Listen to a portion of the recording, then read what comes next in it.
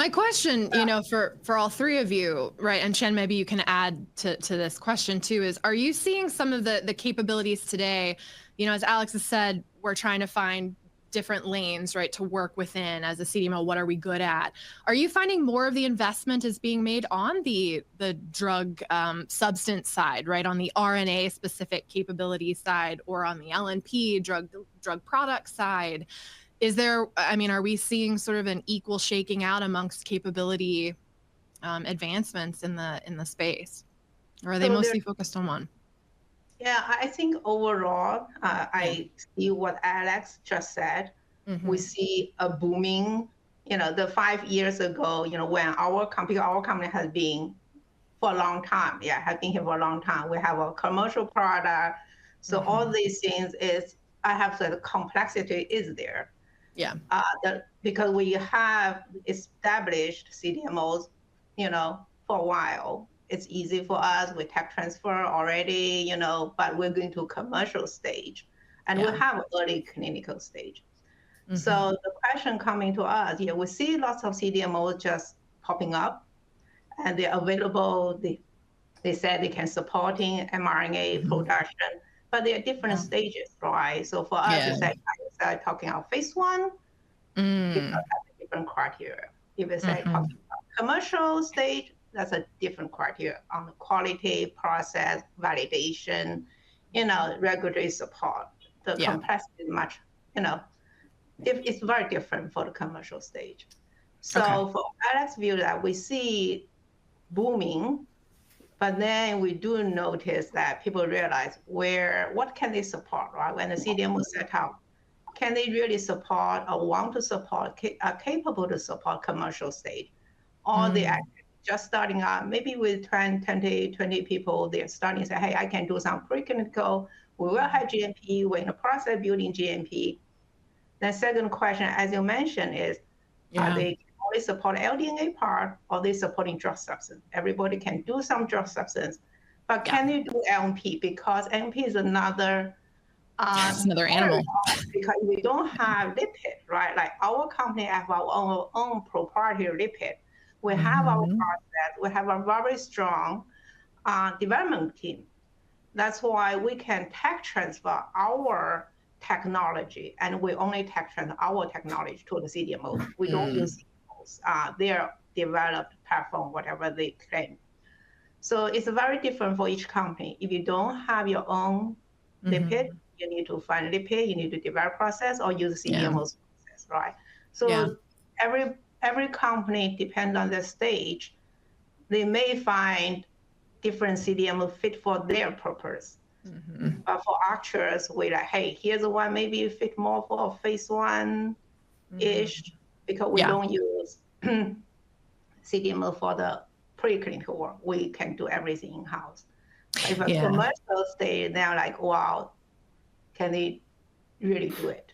I think that's a really important distinction, because I know some of us, right, in this space most of us, I think, are still relatively early, especially if we're working on the therapeutic side. But for folks that are working in the vaccine side, as well as those that are really approaching that commercial realm for some of the earliest products, but also still working on therapeutics, right, that are still very early in development, that fit for purpose or fit for what that project is really going to be, I think, a key consideration here. Qian, you'd worked throughout the pandemic. You joined Arcturus at the exact best and worst time, frankly. I think it was like January 2020, right? So right when everything just sort of hit. I'm really curious to hear how you've seen capabilities for self-amplifying RNA really taking shape within the CDMO landscape, because I know we all they were built around linear, right, or first generation mRNA, right, platforms for vaccines. How are you seeing these platforms and capabilities sort of advancing, and how have they advanced since COVID? And then Andy, you can jump in as well, because I'm sure you have thoughts. Yeah, thank you. That's a good question. For Arcturus, it is different stage, right? We are the first one. Success developed a COVID self-amplifying mRNA vaccine co-state in collaboration with our partner CSL and Meiji. And we are very proud to received approval from the PMDA. Additionally, we received positive opinions from the CHMP regarding the KOSTAIVE last December. So we're looking forward to receive the EMA approval next month. Fingers so crossed. yeah, Awesome. so it is a journey that Arcturus team are very excited, and we learn a lot, right? Yeah. So for the self-amplifying, when people I always get some questions. The self-amplifying mRNA process is so different from the conventional mRNA. All right. So if you from a facility fit for the equipment capability when we developed, because Arcturus actually have both conventional mRNA for therapeutic disease, we were into phase 2 already. So then we have a vaccine, which is already commercial stage, right, for KOSTAIVE. So when you look at those, we developed a process. You have to say that on the process unit part, like IVT, purification, we try to use similar or the same equipment, try to use some common materials. So when I do the CDMO evaluation, if they can make my conventional mRNA, the most of 80% opportunity and the possibility they can make my self-amplified mRNA. Okay. Of course, the scale will be slightly different here, there. The detailed process parameters will be different.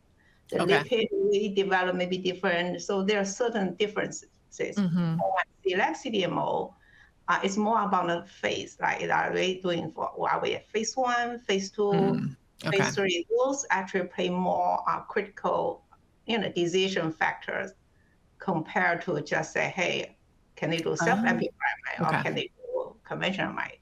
The scale, regulatory, the quality have a bigger impact than just just what they're working with, right? The drug substance. That's the part we experienced.